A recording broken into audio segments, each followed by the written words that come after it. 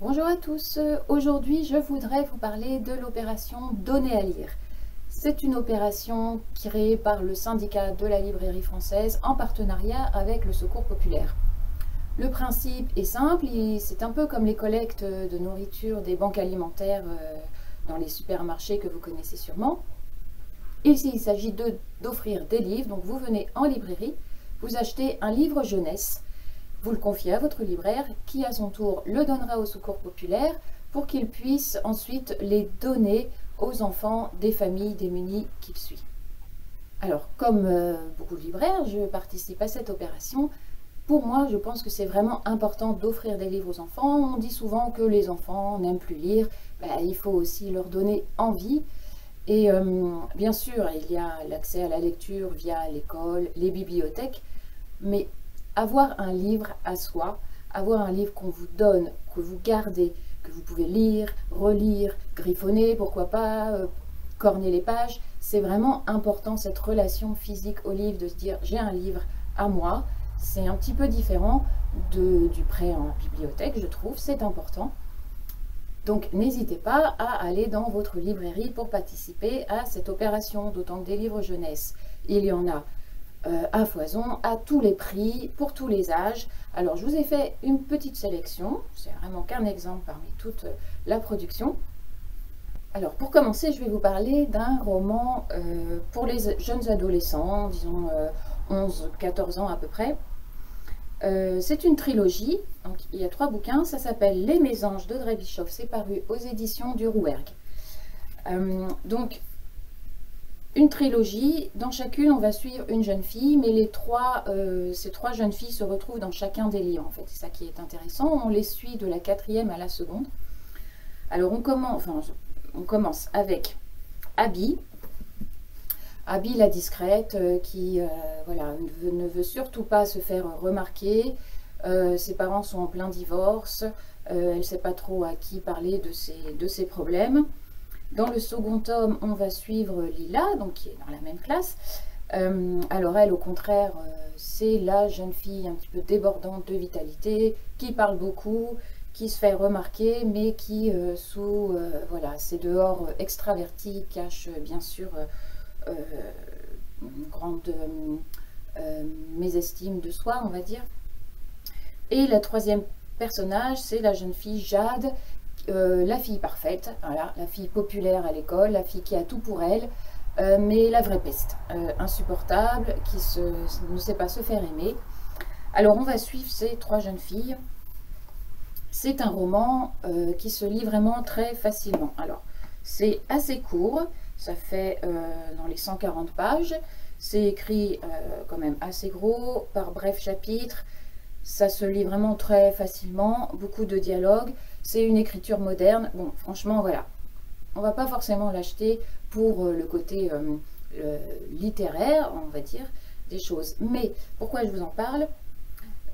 Parce que ce sont des romans qui abordent les questions qui taraudent les jeunes aujourd'hui. Ça va parler des relations familiales, des amitiés qui se construisent ou au contraire qui sont mises à l'épreuve à cet âge-là. Ça va parler du rapport au corps, ça va parler des réseaux sociaux, ça va parler des premières amours, des premières règles aussi.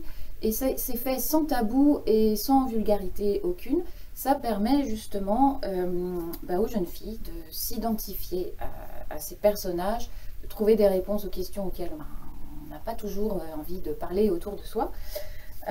Donc c'est quand même très bien fait, une trilogie sympa, et puis voilà, puis ce principe de dire dans chacun des livres il y a ces 3 personnages, mais chacune est l'héroïne d'un des romans, est plutôt sympa. Donc ça s'appelle Les Mésanges d'Audrey Bischoff aux éditions du Rouergue. Pour les plus jeunes, alors ce livre c'est un vrai coup de cœur, c'est aux éditions Helium de Richard Ayoade, illustré par Thor Freeman, et ça s'appelle Le livre que personne ne voulait lire. C'est à partir de 8-9 ans, bon, tous les âges, quand on parle des livres jeunesse, ça dépend beaucoup de la maturité des enfants évidemment et de leur appétence à lire. Alors ce livre-là, il est illustré avec des dessins très rigolos. Et en fait, c'est le livre qui parle, c'est lui le narrateur. Il interpelle directement le lecteur. Et il va parler de sa vie de livre, ce que lui font subir les humains, et raconter son histoire qui est surtout de ne pas être lu. C'est très ludique, c'est très drôle, il y a un humour un peu britannique, très second degré, d'où il faut quand même une certaine maturité pour comprendre toutes les subtilités. Mais voilà, ça fait participer l'enfant à la construction de l'histoire.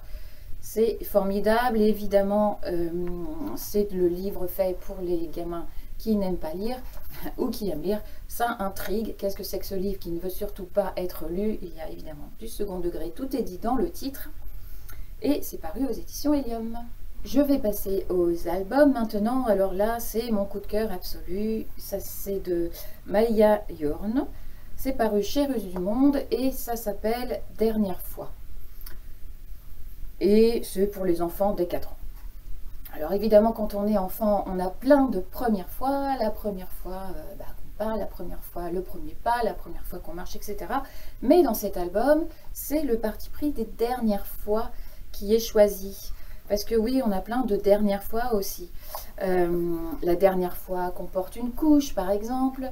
La dernière journée d'hiver, quand on attend le printemps. La dernière fois qu'on est sur le plongeoir avant de plonger dans la piscine, par exemple. Enfin, voilà. Il y a plein de petites, comme ça, de petites vignettes sur toutes ces dernières fois. C'est plus ou moins joyeux, parfois c'est mélancolique. C'est toujours poétique, délicat. C'est vraiment formidable à partager avec les enfants. Et à la dernière page du livre, évidemment, l'autrice invite les enfants à compléter l'album, en fait, avec leur propre dernière fois. C'est un peu, voilà, comme vouloir, je vais y arriver, compléter une collection de jolis petits moments. Le dessin est vraiment très chouette, tout doux.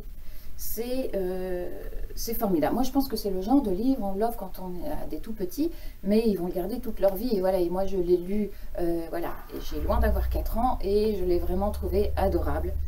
Ça s'appelle Dernière fois, et c'est paru chez Rue du Monde. Et aux éditions d'Héros dans l'eau, Emmanuel Algand nous propose Le Chameau Livre. Alors, là encore, c'est une histoire toute simple, donc ça peut se partager dès l'âge de 4 ans. Ça se passe dans le désert de Gobi. Une jeune fille a bravé un peu les interdits de son milieu. Elle refuse de rester au foyer et de s'occuper de sa maison, de ses enfants. Elle est partie monter une librairie itinérante, on pourrait dire, à dos de chameau. Mais un jour, elle se perd dans le désert et sa petite sœur va aller à sa recherche.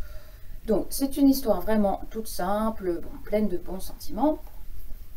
À mon avis, l'album vaut surtout, moi j'ai adoré les illustrations, qui sont vraiment très très belles. Elles sont traitées à la façon de collage en fait, comme des patchwork. On pourrait presque sentir la texture des tissus qui ont été utilisés pour faire les dessins. Regardez cette superbe illustration. C'est vraiment très très beau, c'est très poétique. Évidemment, ça fait l'éloge des livres, de la lecture, de la liberté que les livres nous apportent. C'est une très belle histoire, ça s'appelle Le Chameau Livre et c'est paru aux éditions L'Héron dans l'eau.